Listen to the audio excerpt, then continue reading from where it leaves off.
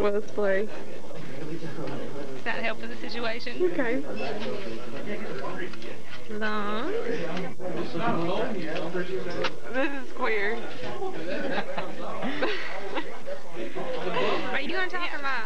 Yes, I don't know all the lungs, or the blue, the heart, pericardium. I have the flat one. More lungs underneath. The liver. Hang on. I need the wires. Liver. The liver. The camera can have those wires that it's got The gallbladder is the small green sac under the liver. But I don't have them. But if you give me those wires, then I'll use them. Yeah, I would imagine all it takes for CH, I would imagine. The lesser omentum. RCA tape. Okay, can you see that? Lesser omentum. Lesser omentum. Stomach. Can you tell? The greater omentum. The spleen.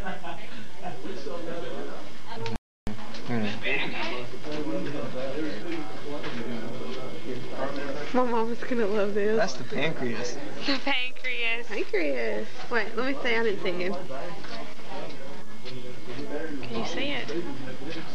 Pancreas. Oh, here it is. Whoa. Okay. The kidney. There's two of those. Very important to know.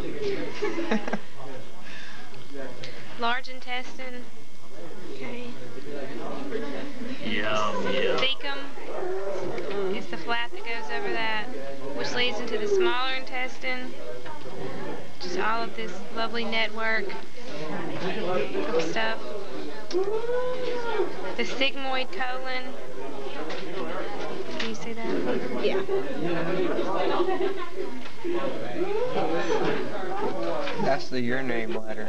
Urinary bladder. This is the ovary. Yeah. You might have to zoom in. The ovary is the circular part at the top.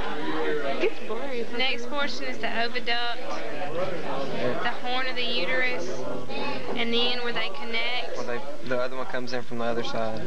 right here, is the uterus. Where? Where the two connect. Like that. Uterus. What is? Urinary bladder. Yeah. Got that? Alright. Let's put the... Right here. Here we go. The first structures that I'll show will be the glands of the head and neck that you're responsible for. There are three salivary glands. Directly below the ear is a parotid salivary gland. And notice it's parotid salivary gland, not parotid gland. Directly below it, inferior to it, is a submaxillary. But on the upper left-hand corner of your screen, the night scope vision, you can see, in fact, the skies over Baghdad are clear for the moment. Our correspondent, David Shader, who is with our sister network once again, has been reporting from inside Baghdad, and I wonder if he is dispatching at the moment. He is not, particularly because at this time, there's just not much happening in Baghdad. The biggest part of the action, if you will, is from the 332nd. Our producer, Carlos Van Meek, is there watching as the 332nd Air Expeditionary Wing begins to launch all of its jets. Carlos, if you're listening in, what are you seeing, and is this any different than any other particular evening there?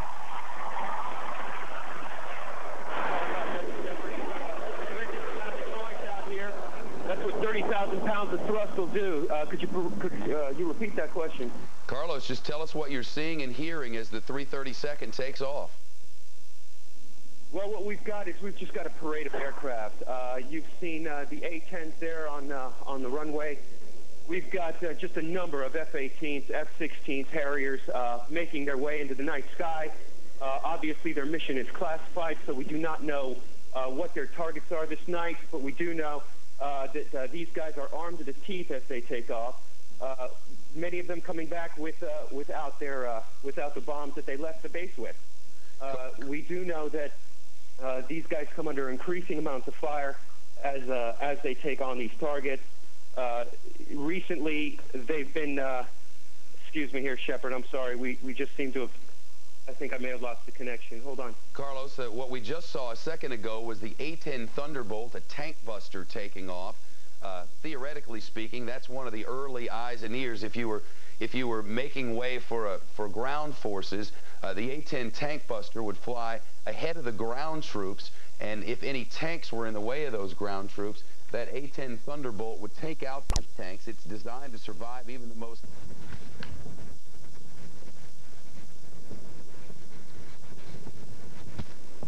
being described by witnesses.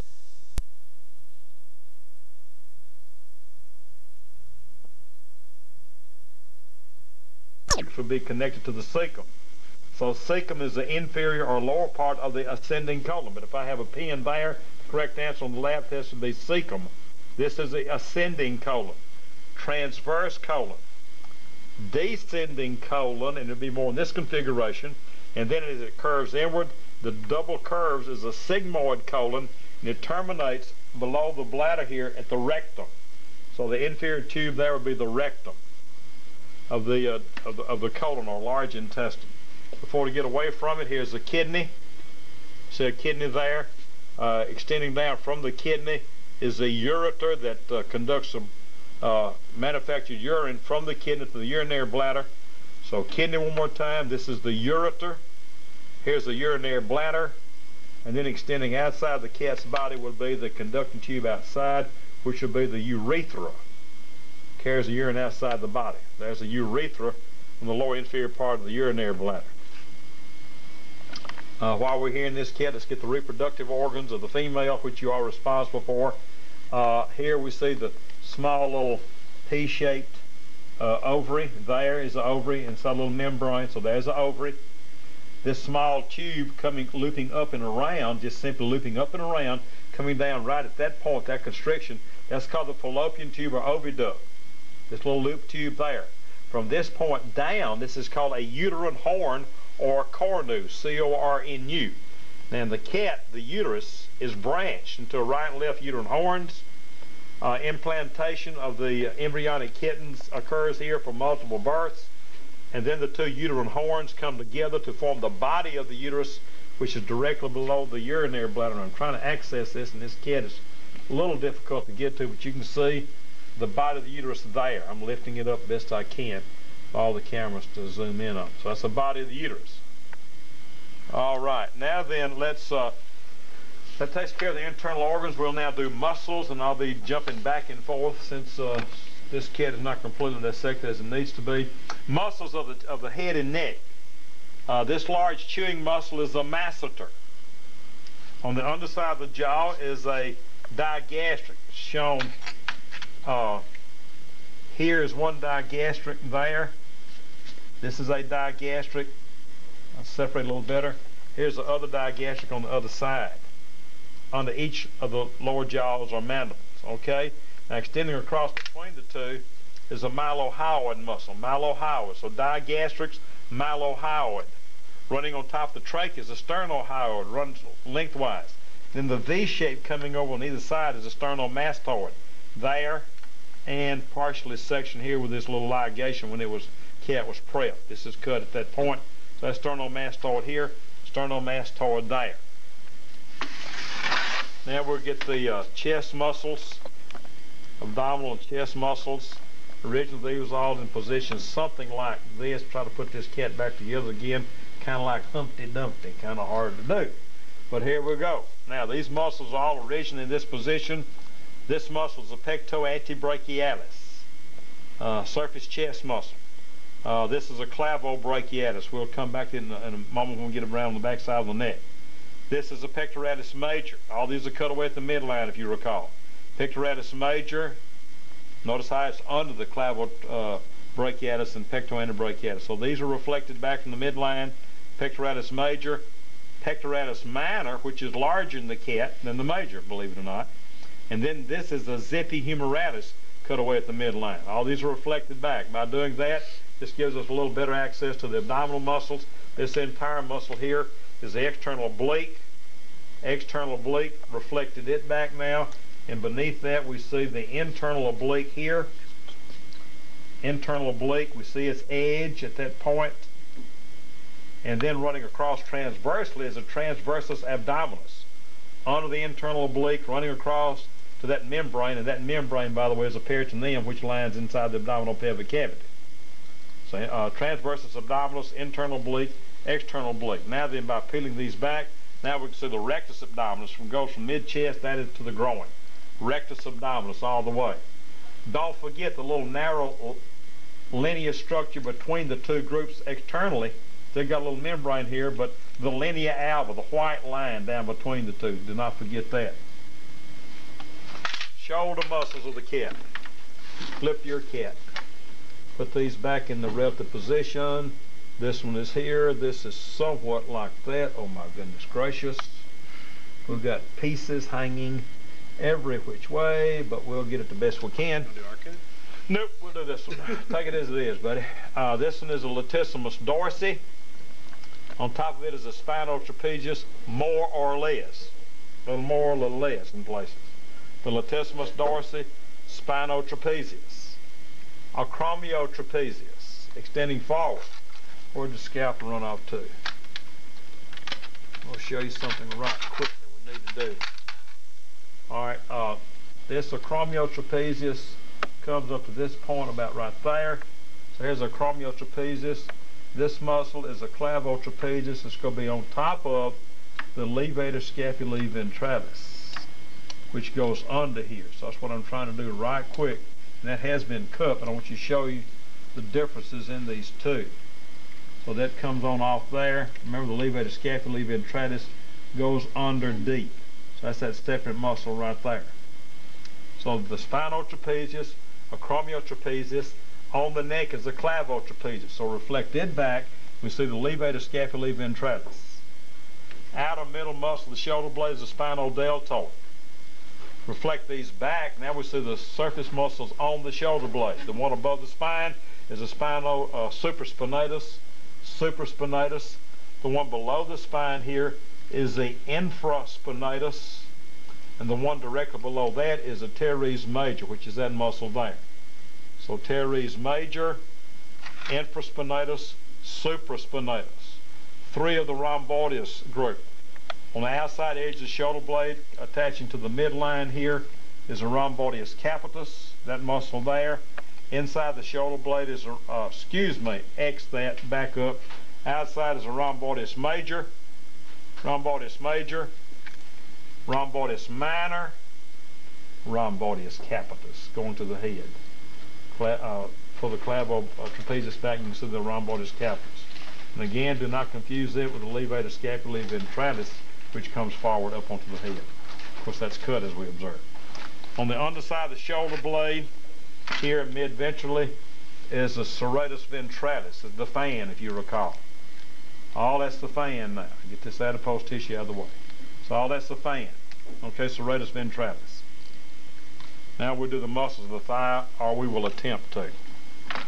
Oh my goodness gracious. Lord have mercy. Go to the other cat, see what we got. And go do some more dissecting here, I can tell you right now. Kind of isolate. Okay. This muscle here is a sartorius, outside surface muscle of the thigh area. Inside was a gracilis. This muscle here is a gracilis. So it reflects back, notice one more time. Sartorius, gracilis. Now then, under that, on the inside deep, is a semitendinosus. Then there's a semimembranosus. The blood vessel here separates the semimembranosus from the adductor femoris, if you remember. That's the adductor femoris. Anterior to it is the adductor longus right there. So semitendinosus, semimembranosus. This continues on across like that. Show it a little clearer. So one more time. Semitendinosus, semimembranosus, adductor femoris attached to the femur adducts, pulls into the midline. Then the narrow one, smaller one anterior to it is the adductor longus. On the outside we have the tensor fascia lata, which is this muscle here coming around there. At the midline is the biceps femoris. I'm going to peel it on back. Peel it on back a little more as that goes, something like, goodness gracious. goes about like this. Now then.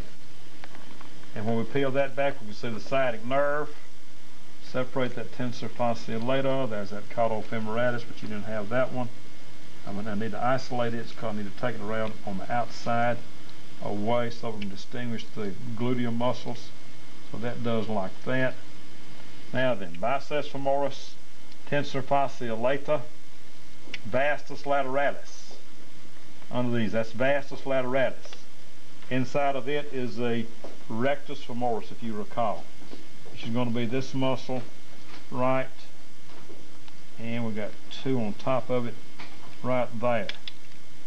And I'm trying to do this hurriedly so you can get everything, because I know your arm's getting tired. But this is a rectus femoris, you see, under the vastus lateralis. All right, and we'll come back up here.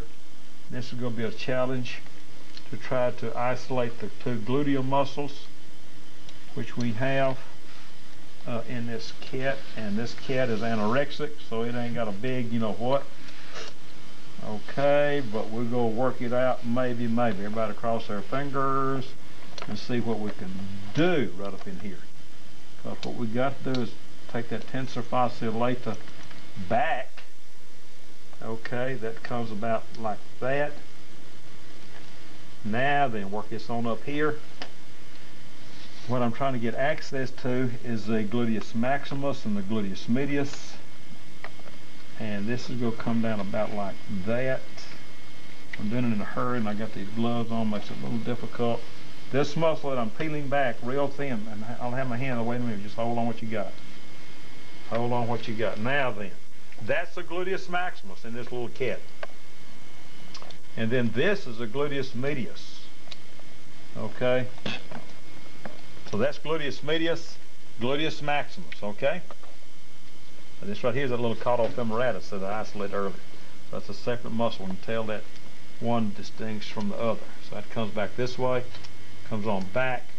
Now then, now we can see the gluteus, and the cat is small, and then this little skinny cat is even smaller. So gluteus maximus, gluteus medius. Again, the sciatic nerve here, sciatic nerve, and the lower calf muscle is the gastrocnemius, connected to the heel by way of the Achilles tendon, also called the calcaneal tendon.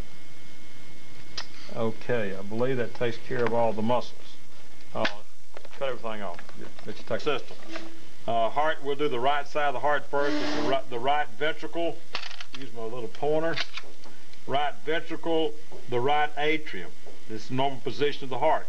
On the back side, left ventricle, left atrium, right there. The main conducting blood vessel for blood in the systemic circulation throughout the body is by way of the aorta.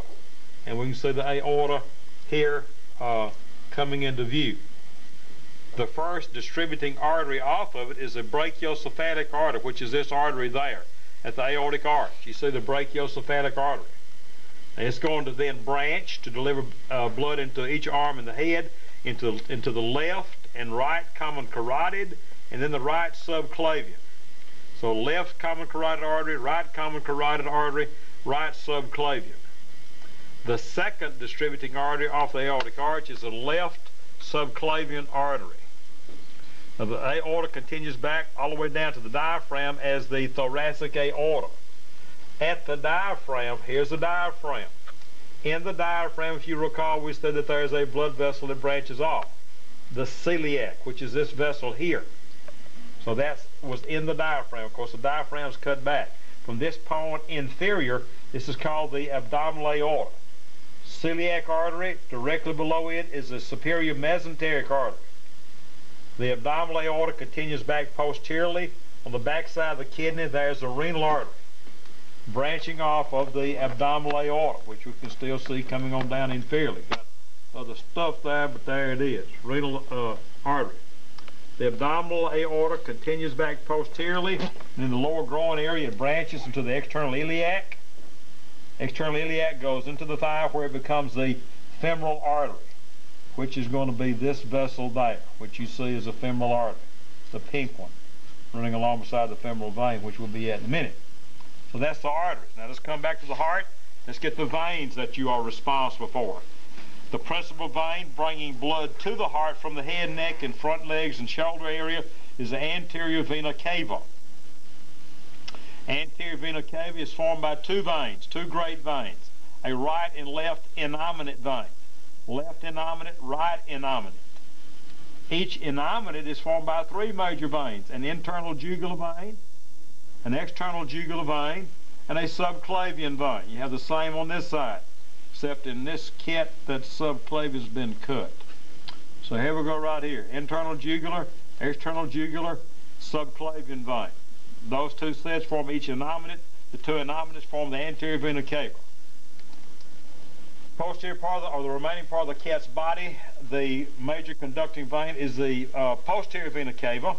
We see it here coming on up through here, and as I indicated earlier when we were going through this the first time, it even comes up here. I thought I could dig it out right quick. I'm not going to be able to, so I'm not going to fool with that. But you can see it continuing on here, posterior vena cava. From the kidney is a renal vein that delivers blood that has been filtered from the kidney into the posterior vena cava. Keeping in mind this blood's all going to the heart. So renal vein, posterior vena cava, it goes down inferiorly where it branches into a common iliac vein. And you can see this on the other side right below here just for comparison. I'm going to try to lift that out right quick. There's the other one. You got the two common iliac veins you see. So that would be the right, that's the left, coming out of the leg from the femoral vein, which is in the thigh. So femoral vein there. That completes the blood vessels, and that's the anatomy of the cat.